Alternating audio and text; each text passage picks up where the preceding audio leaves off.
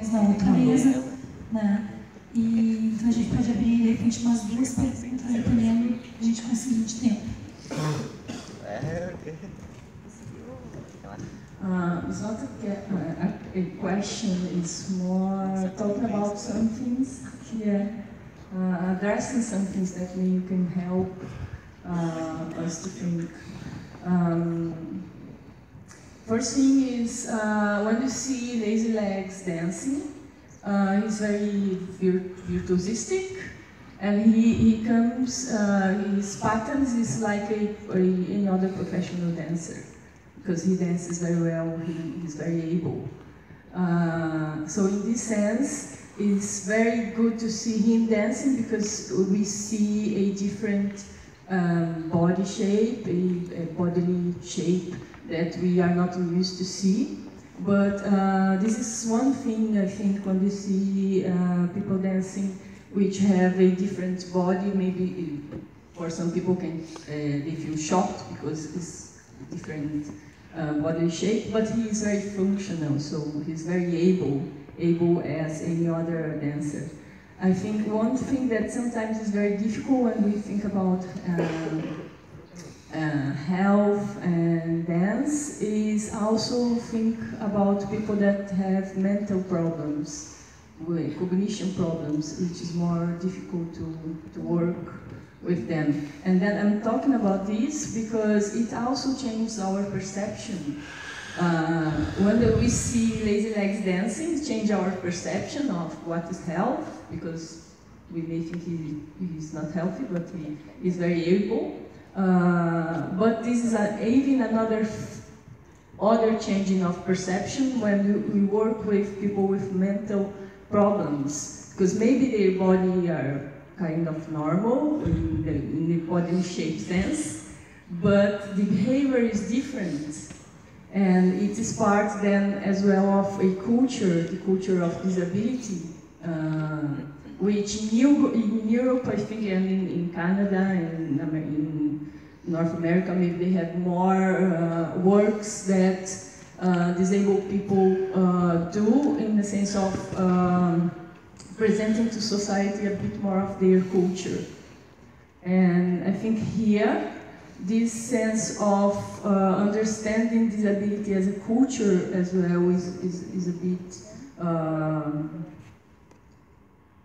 like we don't have much of this contact, I think, of understanding disability as culture, like we have our culture of how we behave in the world every day, and how disability is organized in a set of how people work or live their daily life.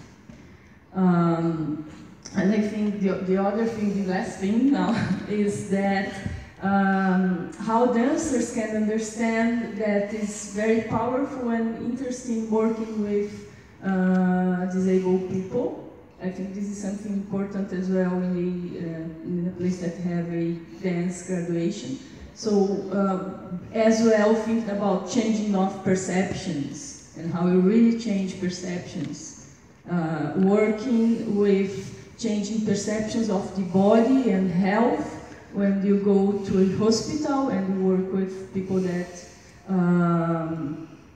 they will benefit from it, and we are going to benefit as researchers as well, but also in an artistic sense, how dancers can understand that is very powerful and then interesting to dance and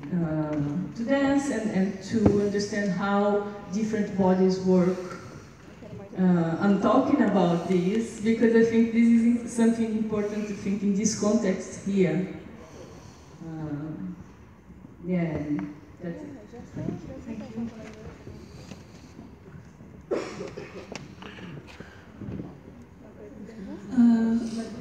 Perguntas? But maybe I can just react, because when you were talking, I was thinking, I'm not specialist of disabled theory and so on, but starting to work with disabled person, I realized that I had a disabled perception myself. because as a professional dancer, I was so used to one kind of body. And I can give you an example, you know, as a dancer, we value turnout, you know, the turnout, the feet like that. And when we work with people and we ask them in somatic education, for example, to lay down on the floor, we will think that it's the nirvana, it's the orgasm, you know, just to be on the floor with open leg and open limbs and all that. We transfer our value, our daily value, to all people. You know, but ask a woman with eating disorder to lay down on the floor, give her a Feldenkrais lesson, and if she feels open like that, it will be a crisis, you know. So with disabled person, it forced me really to try to approximate the person experience and to try to understand the bodily value, the bodily feeling, the bodily sensation, and always to ground myself in my own reference. We cannot avoid to have our body as reference, but at the same time, it's our ground, but we need to go far from it to work with the people experience. And the disabled give me such a gift, helping me to change my perception. That was what came to my mind when you were sharing your thought. Thank you. Mais uma pergunta?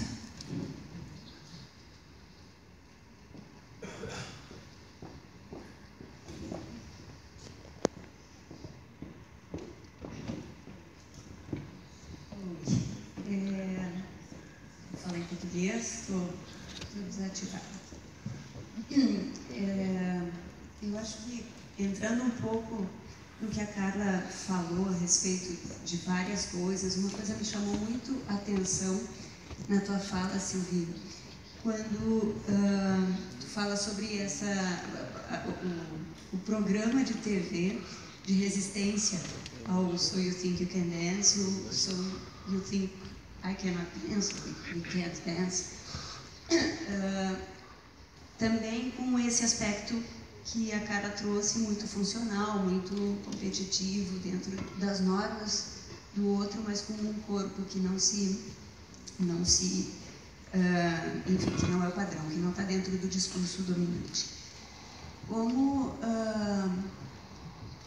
por curiosidade, assim, por uma questão cultural, existem outros modos de resistência, talvez não dentro de um sistema de televisão e programas, mas onde a gente possa pensar essas formas de resistência de So You Think I Can't Dance, de não poder dançar dentro dos padrões do discurso dominante, mas sem essa questão da desabilidade, da deficiência. Dentro de padrões de dança não virtuosos. Se isso fez parte da tua pesquisa, e eu me pergunto se isso teria alguma relação com a pesquisa, eu não sei se eu ouvi bem a relação com os idosos, que me pareceu menos focada aqui na fala. Seria tentar saber se existe uma relação entre o aspecto não virtuoso, porque a gente viu a virtuose nos corpos dos deficientes, mas dentro dessa cultura da dança, né, enquanto isso vem expandindo também um entendimento, uma noção de dança.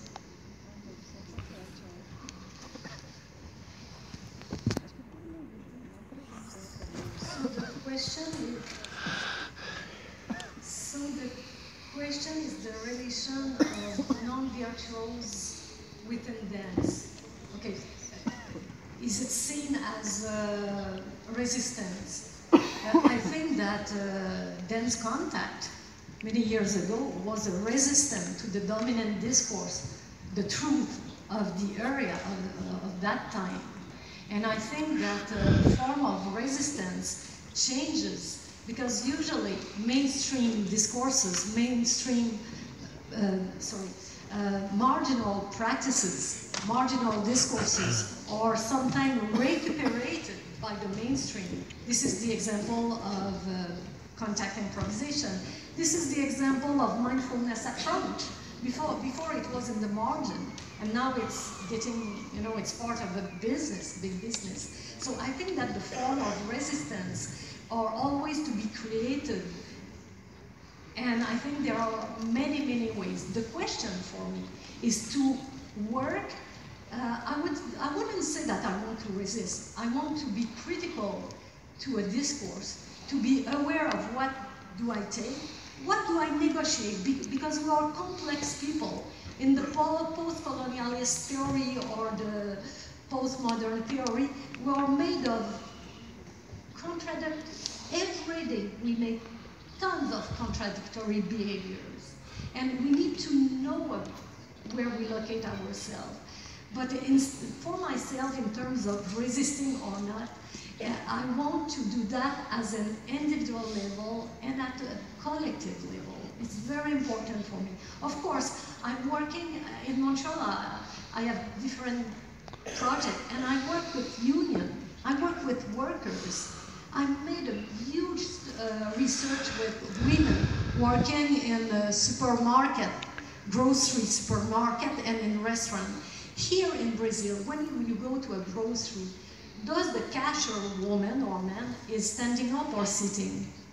Standing? That's good. In Montreal or in Quebec, you have to be standing.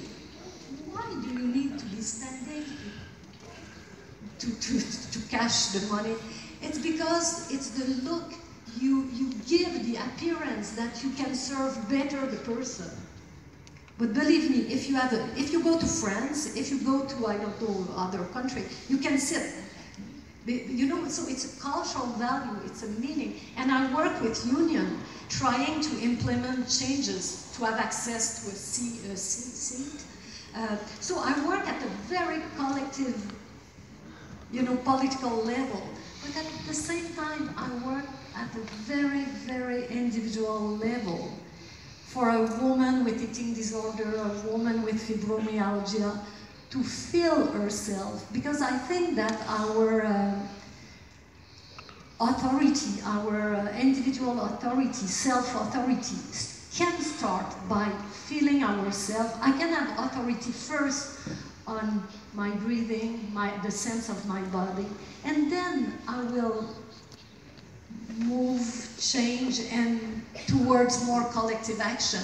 I will say no to a friend.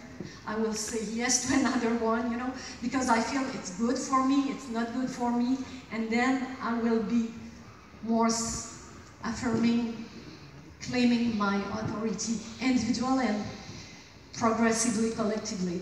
So about resistance, for me it's changing, the forms are changing. In the dance world, it's changing all the time. In the society, it's changing all the time. And I think we can, and I think that, you know me as somatic educators, but I think it's a cul-de-sac. We face a wall if we just address it as a strict individual level. We act at an individual level, knowing the forces that shape this individual attempts. Does it make sense? Bom, por esse momento a gente vai ter que encerrar, a gente tem um intervalo, né? A gente volta às 10h15 com uma mesa redonda. A Silvia vai estar conosco mais pouquinho, e a Júlia e a Marila. Agradecer a Silvia pela linda palestra. Muito obrigada. Obrigada. Everybody, the translator, the technician person, thank you very much.